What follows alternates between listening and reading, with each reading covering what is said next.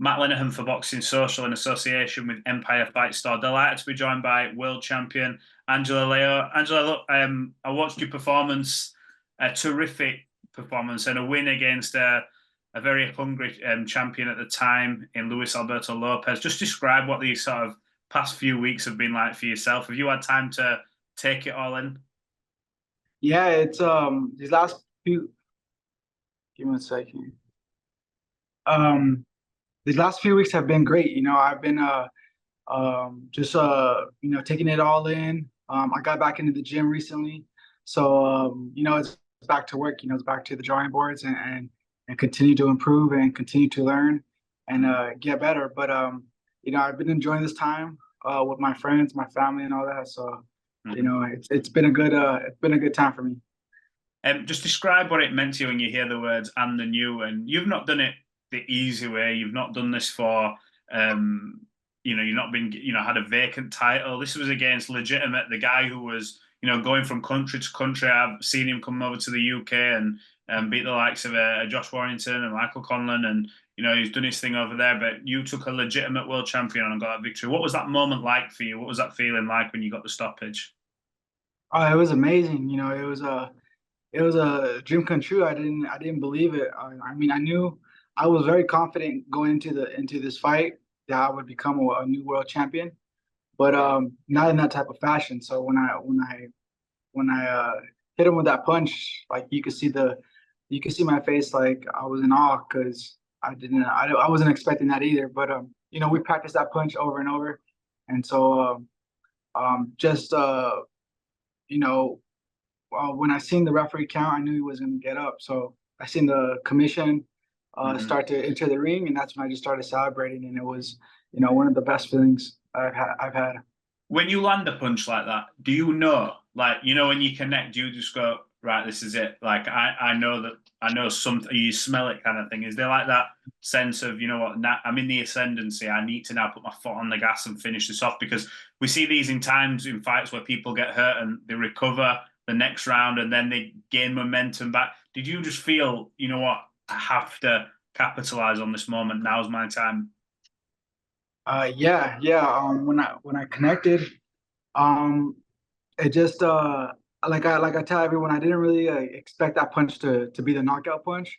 But looking back at the film, it connected right on the button, right on the chin, Mm-hmm. and I think that's why he went down because first of all, I practiced that punch over and over and over, Mm-hmm. and it was right on the money.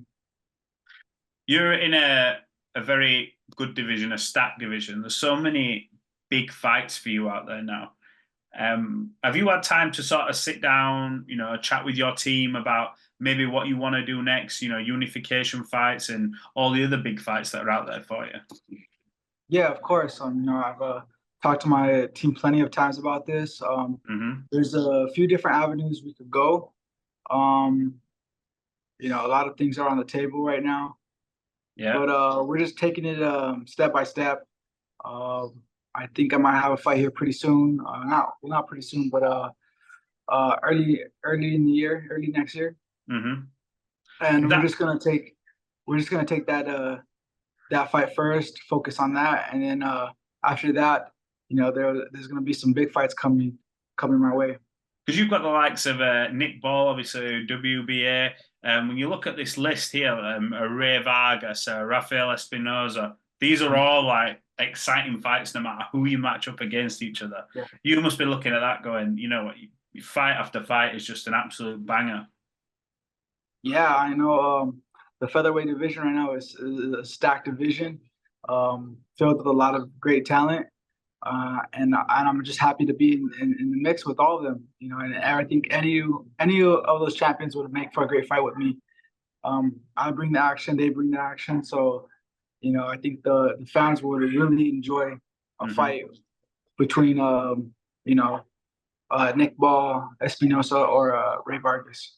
Is there one in particular you've got your eye on? Obviously, Nick Ball's making a lot of noise this side of the pond where we are. He's done his thing out in Saudi Arabia, become world champion. A lot of people think he should have been unified world champion when he had the fight against Ray Vargas. Is he someone you look at and go, you know what, that's the big fight? Yeah, definitely. Eventually, I would like that fight with Nick Ball if the opportunity presents itself. Hmm. Um, but other than that, like I know Ray Vargas would make for a great fight as well. Rafael Espinosa. But if I'll take all comers. In And terms, go ahead. sorry, no, no, I cut you off. Go on, you finish. And if the fight with Nick Ball presents itself, then we'll take it.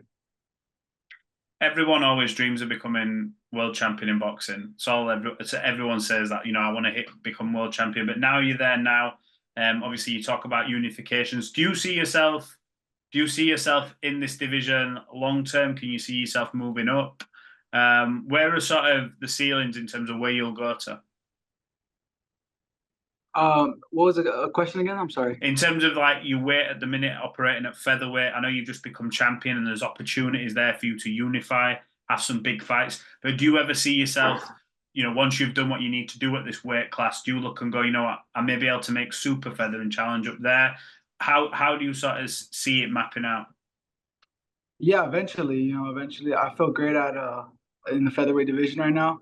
Um, as I think I'll stay here for a few more years until my body asks for me to move up. But right now, I see myself, taking over the 126-pound division. Mm-hmm. Whether I unify, whether Inoue comes up, I would like any of those fights. Uh, I'm here for a legacy, and I want to, establish my name. And to do that, you got to fight the best. You don't have many people mentioning Naoya Inoue's name. Would you be willing to welcome him into the division and take him on? He obviously fought very recently against TJ Dehaney. Obviously, TJ is back. I think went in the fight. Is that a fight you'd welcome with open arms? A fight against Inoue if he was coming up? Yeah, definitely. Of course, I would like that fight. Hopefully, we could make it here in the U.S. Mm-hmm. Um, but yeah, it's something that I would like to do. What do you make of him? Obviously, he is what he is. He's got a lot of power, carries a lot of power. He's blasted his way through the weight classes. Yeah. People are talking fantasy fights of him moving up all the way and fighting a Gervonta Davis. But obviously, for him to go through these weight classes, there's likes of yourself with the belt there who's saying, "Look, come into the division and we can make it happen." He's a megastar in Japan. I know Bob Arum's talking about bringing him to the States. Is that you potentially could get yourself into that fight? Yeah, of course. I think Inoue is pound for pound one of the best right now, and I would love the opportunity to fight him and showcase my skill, showcase the type of fighter I am against him. When you look at a guy like that, do you look at him and obviously with as fans and media, we watch him and we analyze the great stuff he does. But as a fighter, do you look at him and go, you know what? If I was to fight him, I know how I could beat that guy because he's showing a lot of how good he is. He got dropped, I think, in the fight before. But do you look at that and think, I've got the answer to this? Yeah, of course, of course. I think that's in the fighter's nature is to do that. Um, I do see him for what he is. I do appreciate his style, the way he fights and all that. He's a great fighter. I ain't gonna take nothing away from him. Mm-hmm. But as a fighter, I'm in this game to win, and Mm-hmm.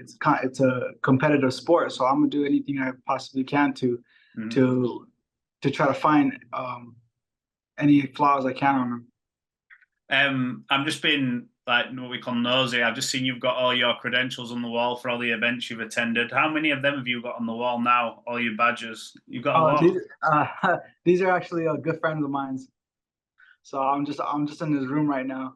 But yeah, these are his. Uh, I was gonna say I've got some similar ones up on that wall. Yeah, yeah, I saw that. Just quickly, you've got there's some big fights coming up stateside. I just want to get your opinion on them before we leave this off. Canelo Berlanga coming up next week. A lot of people, obviously, quite rightly so, heavily favouring Canelo Alvarez. Berlanga believes this is his moment. It's Mexico, Puerto Rico. How do you see this fight, in your honest opinion? I think that makes for a good fight. I think a lot of people are underestimating it. Just because Berlanga. it's Berlanga, and he hasn't shown his best self in recent fights. But I do think he works really hard. I've seen him train over at the Pro Box Event Center, his gym, and you could tell that he trains and he's dedicated. So I wouldn't count Berlanga out, but I do know Canelo has a lot of experience under his belt, and I think at the end of the night, I think Canelo experience will make the difference in this fight. Do you think we ever see Canelo Benavidez?